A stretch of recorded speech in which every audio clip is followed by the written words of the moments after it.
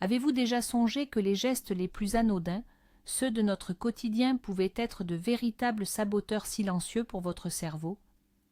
Il ne s'agit pas ici de situations extrêmes. Nous parlons plutôt d'habitudes que la société considère comme la norme et que d'aucuns perçoivent même comme un gage de productivité. Aujourd'hui, nous allons lever le voile sur 6 de ces habitudes. Et je vous assure qu'au moins l'une d'entre elles vous fera voir votre routine quotidienne sous un tout nouvel angle. Notre cerveau est un organe d'une complexité incroyable et pourtant si vulnérable. Il se transforme constamment, influencé par nos expériences et notre mode de vie. C'est ce processus que l'on nomme la neuroplasticité. Mais cette même plasticité, cette souplesse, le rend aussi particulièrement sensible aux facteurs négatifs. Ce que vous faites aujourd'hui façonne littéralement le cerveau avec lequel vous vivrez demain. Commençons par la première habitude, celle qui nous semble la plus anodine, le manque de sommeil.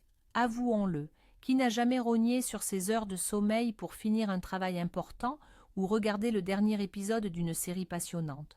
On a souvent cette petite phrase en tête: « Oh, ce n'est pas grave, je rattraperai mon sommeil ce week-end ». Pourtant, c'est l'une des erreurs les plus dangereuses que nous puissions faire concernant notre cerveau. Imaginez un instant que votre cerveau est une véritable métropole, toujours en pleine effervescence. Durant la journée, il produit une quantité colossale de déchets. On parle de protéines toxiques et d'autres sous-produits de son activité intense. Et c'est là que le miracle opère. Lorsque vous plongez dans le sommeil, une véritable brigade de nettoyage se met en marche dans cette ville-cerveau. C'est ce qu'on appelle le système glymphatique. Pendant le sommeil profond, nos cellules cérébrales se resserrent légèrement, ouvrant ainsi des canaux. À travers ces canaux, le liquide céphalo-rachidien qui entoure notre cerveau se met à circuler. Il vient littéralement balayer et emporter tous les déchets accumulés pendant la journée. Pensez-y comme à un grand nettoyage de printemps, mais à l'échelle de chaque cellule. Et c'est ici que le message devient capital. L'une des principales toxines évacuées durant cette nuit de nettoyage est la fameuse protéine bêta-amyloïde. Vous en avez peut-être déjà entendu parler. C'est une substance que les scientifiques lient directement et malheureusement à l'apparition de la maladie d'Alzheimer. Lorsque vous ne dormez pas suffisamment, de manière répétée, vous empêchez tout simplement ces éboueurs cérébraux de faire leur mission. Les déchets s'entassent jour après jour.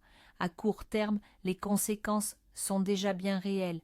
Un brouillard dans la tête, une irritabilité accrue et de grosses difficultés à se concentrer. Et si nous abordions un sujet qui nous touche tous, ce que vous mettez dans votre assiette. La deuxième habitude, souvent insidieuse, c'est notre penchant pour le sucre et les aliments ultra transformés. Un croissant au petit déjeuner, un yaourt sucré pour la petite faim, une pizza au dîner, cela vous dit quelque chose, n'est-ce pas? On s'inquiète souvent de notre ligne, mais on oublie trop souvent de penser à ce qui se passe à ce moment-là dans notre tête, dans notre cerveau. Chaque fois que vous consommez un aliment très sucré, vous déclenchez dans votre organisme et surtout dans votre cerveau une véritable réaction inflammatoire. Imaginez-le comme un petit feu qui couve, discret mais constant. Il ne brûle pas d'un coup, mais il endommage insidieusement tout sur son passage. Dans notre cas, ce sont vos précieux neurones et les petits vaisseaux sanguins qui les nourrissent qui sont touchés. C'est précisément ce feu qui est l'une des principales causes de ce que l'on appelle le brouillard cérébral, ces moments où l'on ressent de l'apathie, où l'on n'arrive pas à se concentrer, où les tâches les plus simples nous semblent insurmontables. Ce n'est pas de la paresse, non. C'est votre cerveau qui lance un signal d'alarme, car toutes ses ressources sont accaparées par la lutte contre cette inflammation chronique.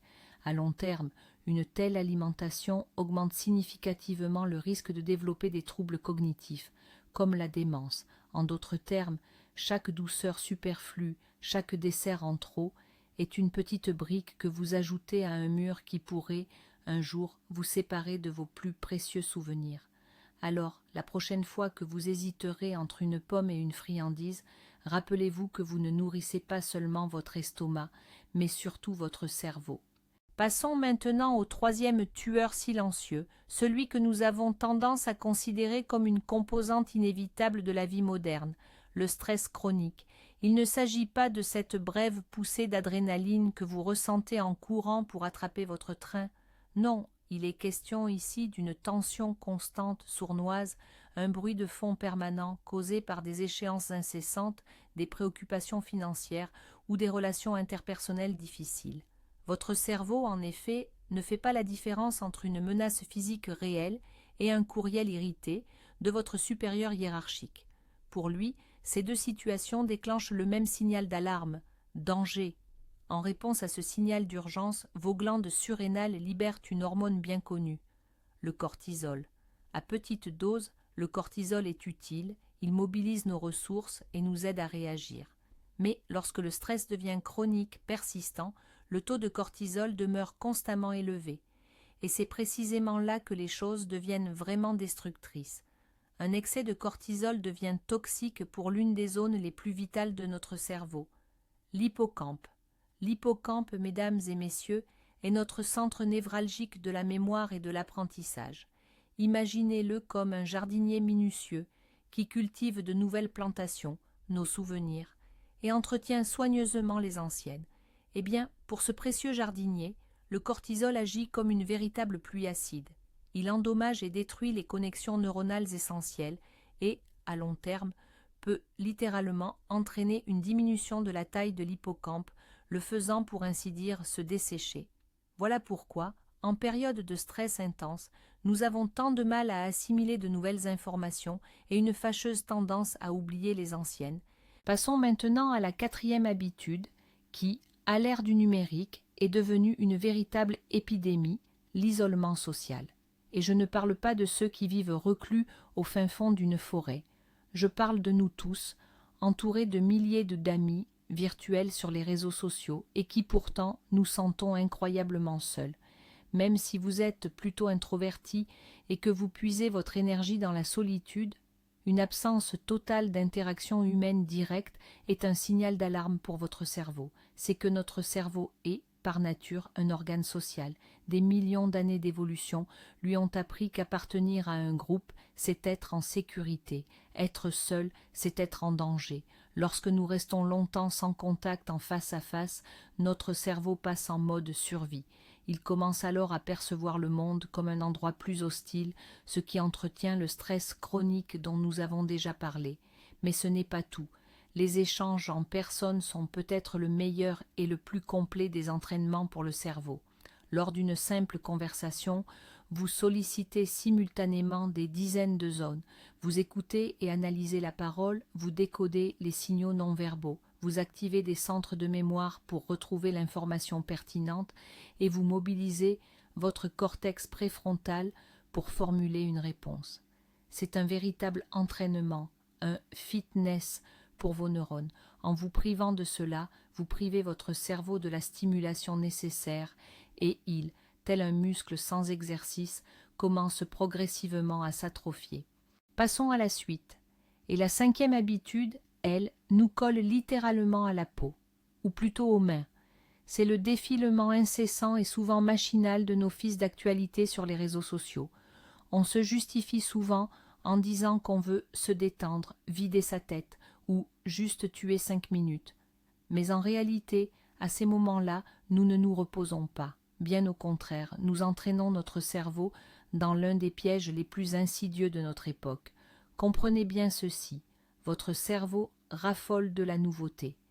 Et le fil d'actualité des réseaux sociaux est un tapis roulant incessant d'informations fraîches. Chaque publication, chaque vidéo, chaque j'aime est un micro-pic de dopamine, l'hormone du plaisir. Le cerveau reçoit sa récompense rapide et en redemande aussitôt. C'est un peu le fast-food des neurones, rapide, agréable, addictif, mais absolument pas nourrissant pour l'intellect. Et c'est là que réside le véritable danger.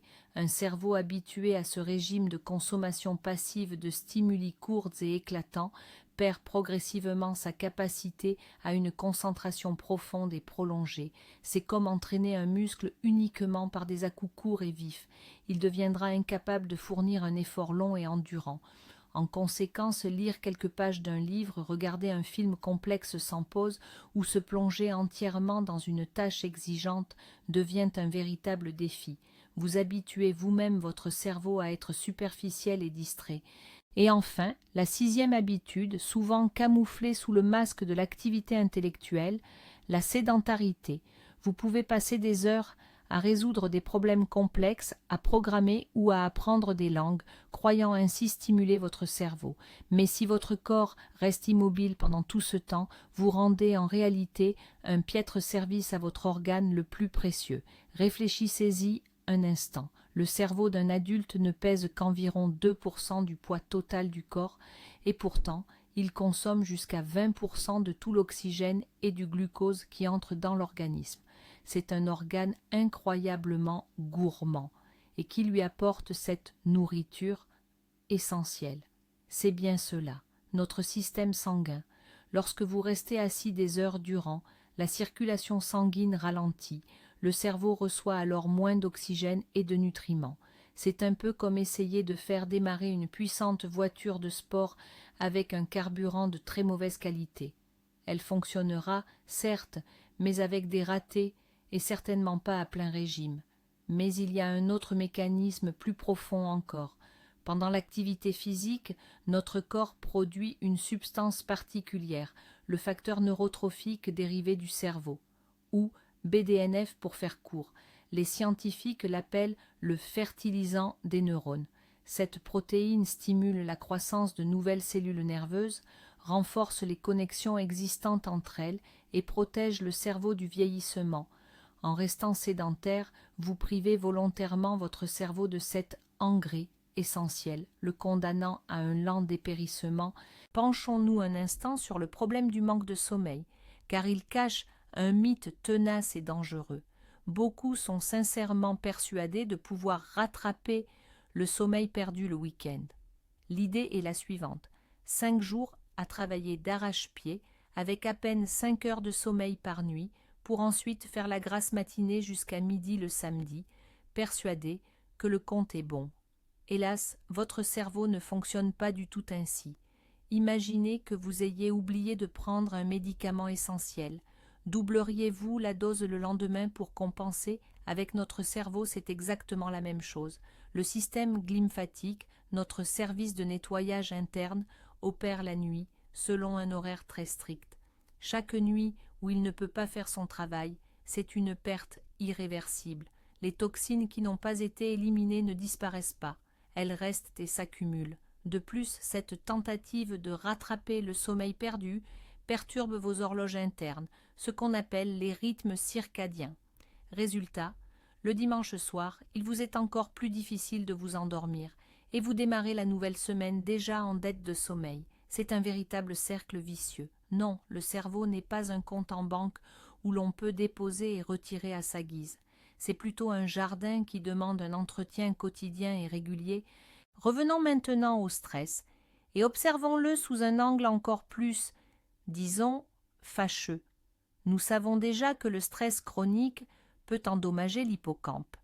Mais il y a là un autre effet sournois, et celui-ci est encore plus préoccupant. Il désactive littéralement la partie la plus développée et la plus humaine de notre cerveau. Je parle bien entendu du cortex préfrontal. Le cortex préfrontal, c'est un peu notre directeur général interne. C'est lui qui est responsable de la planification, de la prise de décision éclairée, de la maîtrise de soi et de la pensée rationnelle. Mais lorsque notre cerveau se trouve en mode fuite ou combat, déclenché par le stress, il estime que ce n'est pas le moment de trop réfléchir. Il faut agir vite, de manière instinctive. Il va donc rediriger toutes ses ressources, les éloignant de ce cortex préfrontal pensant, vers des centres plus primitifs et émotionnels, comme l'amygdale. Qu'est-ce que cela signifie concrètement, me direz-vous? Eh bien, cela signifie qu'en état de stress, nous devenons plus impulsifs, plus irritables et plus enclins à prendre des risques. C'est la raison pour laquelle, après une journée difficile, il est plus fréquent de se montrer intolérant envers nos proches, de se tourner vers la malbouffe, l'alcool ou de dépenser de l'argent de manière inconsidérée. Notre directeur général est temporairement mis hors service, si j'ose dire, et c'est ainsi que nous commençons à prendre de mauvaises décisions qui, malheureusement, ne font qu'amplifier le stress, bouclant ce cercle vicieux. Mais quel est le plus sournois de ces éléments? le manque de sommeil, le stress, le sucre, c'est là que réside le véritable enjeu. La pire des habitudes, celle qui insidieusement nuit à votre cerveau, n'est pas l'une d'entre elles, prise isolément. C'est leur combinaison, agissant comme en pilote automatique. C'est l'habitude de ne plus prêter attention à votre mode de vie. Lorsque vous manquez de sommeil, vous vous tournez vers le sucre pour trouver de l'énergie. Ce pic de sucre provoque de l'anxiété, accentuant le stress. En état de stress, vous n'avez plus l'énergie pour socialiser ou faire du sport, et vous passez des heures à faire défiler votre écran sans réfléchir. Ce ne sont pas 6 problèmes distincts, mais un système gigantesque, un cercle vicieux dont il semble difficile de s'échapper. Prendre conscience que ces habitudes sont interconnectées et s'alimentent mutuellement est le premier et le plus crucial pas vers la guérison de votre cerveau. Finalement, tout est une question de conscience. Votre cerveau possède une étonnante capacité à se régénérer, si vous lui en donnez la chance. Il n'est pas nécessaire de tout changer du jour au lendemain. Commencez par de petites choses. Couchez-vous 15 minutes plus tôt, remplacez un dessert par un fruit, marchez au lieu de prendre le bus. Ces petits pas, au fil du temps, briseront ce cercle vicieux. Merci d'avoir regardé cette vidéo jusqu'à la fin. Si elle vous a été utile, mettez un pouce bleu et abonnez-vous à la chaîne pour ne pas manquer les prochaines publications. Et maintenant, une question pour vous. Laquelle de ces habitudes vous a semblé la plus surprenante ou la plus pertinente? Écrivez-nous en commentaire, discutons-en ensemble.